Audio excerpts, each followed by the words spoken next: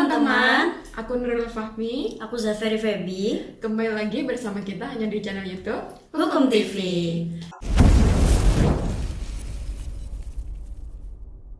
Hari ini kita akan membahas tentang apa itu kuasa hukum dan apa itu penasihat hukum. Apakah keduanya sama ataukah berbeda? Nah, simak videonya sampai habis ya. Oke Kak, jadi hari ini aku punya beberapa pertanyaan terkait dengan apa itu kuasa hukum dan apa itu penasihat hukum. Oke, mungkin bisa langsung kita mulai sekarang aja? Ya, silakan. Oke, jadi Kak, pertanyaan yang pertama, kuasa hukum itu apa sih Kak? Boleh dijelaskan? Oke, jadi kuasa hukum itu merupakan seseorang yang memberikan pendampingan yang berkaitan dengan sengketa di pengadilan. Dan pendampingannya itu harus didasarkan kesepakatan para pihak dan tercantum dalam surat kuasa khusus.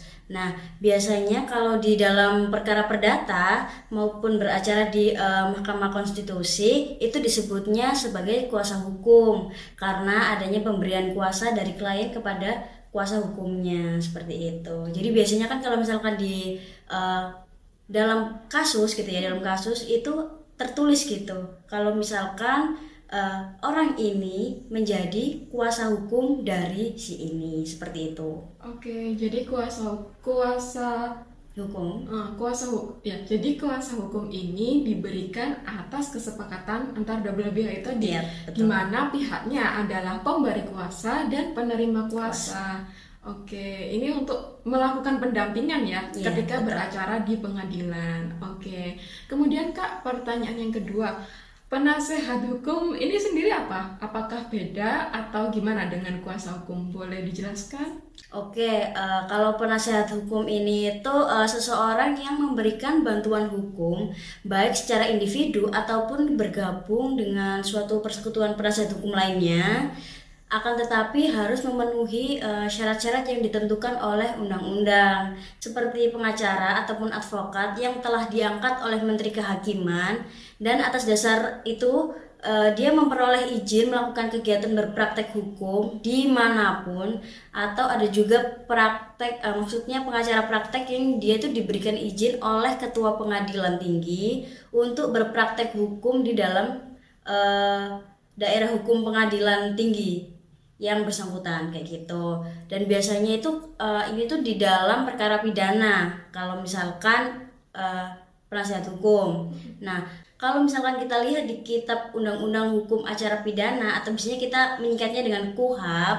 Nah, pada pasal 1 ayat 13 itu tuh disebutkan bahwa penasihat hukum adalah seseorang yang memenuhi syarat yang ditentukan oleh atau berdasarkan undang-undang untuk memberikan bantuan hukum. Oke, jadi penasehat hukum ini lebih ke perkara pidana ya Kak? Iya, betul. Oke, jadi sesuai dengan pasal 1 angka 13 dari KUHP itu tadi. Iya, ayat 13. Iya, kemudian yang jadi persamaan antara penasihat hukum dengan kuasa hukum ini sebenarnya apa Kak? Oke, jadi setelah adanya undang-undang tahun 2003 tentang advokat, itu tuh tidak ada perbedaan antara kuasa hukum ataupun penasihat hukum, karena kuasa hukum, penasihat hukum, pengacara praktek ataupun konsultan hukum itu semuanya sama disebut sebagai advokat. Dan mereka semua itu bisa bekerja di seluruh wilayah Indonesia. Kalau kita lihat di pasal 5 Undang-Undang tahun 2003 tentang advokat, itu disebutkan kalau advokat itu berstatus sebagai penegak hukum, bebas dan mandiri yang dijamin oleh hukum dan peraturan perundang-undangan. Nah, lalu wilayah kerja advokat sendiri itu meliputi seluruh wilayah negara Republik Indonesia. Jadi advokat itu tidak terbatas wilayah seperti itu. Jadi di seluruh Indonesia kalau seorang advokat dia itu bisa berpraktek gitu. Jadi pada intinya advokat itu bisa berpraktek dimanapun. Gitu.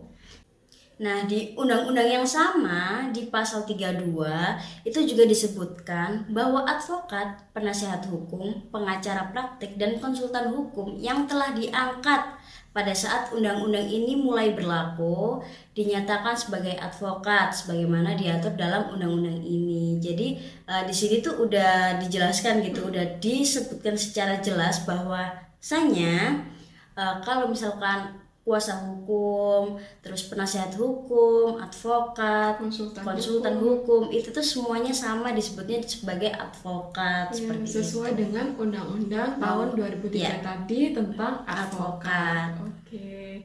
Nah, gimana teman-teman? Kalau misalkan masih ada pertanyaan tentang hal ini, boleh komen di bawah. Nanti kita akan bikin video terbaru, tentunya berdasarkan pertanyaan teman-teman. Oke.